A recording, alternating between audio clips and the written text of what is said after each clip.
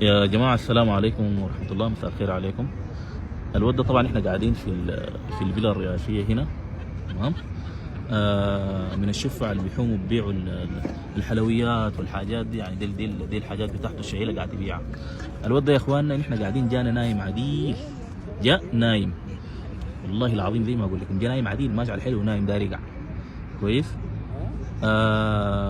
المهم نحن قدرنا نتونس معاه كده في البدايه. هو نعسان، عرفنا انه مشغله هنا اخوه الاكبر منه كويس.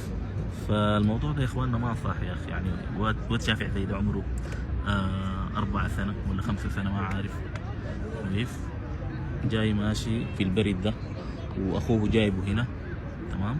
هي ابسط حاجه كويس، يعني يحدد له زمن ساعه، يعني الساعه ماشيه للساعه كم يا اخوان؟ الساعه كم؟ ماشي على 11. ماشيه للساعه 11 وشافع زي ده كويس، حايم في البرد ونايم واقف على حيله كويس، قاعد ناوي في الكرسي، ما عارفين ذاته حيمشي وين ولا حينوم وين.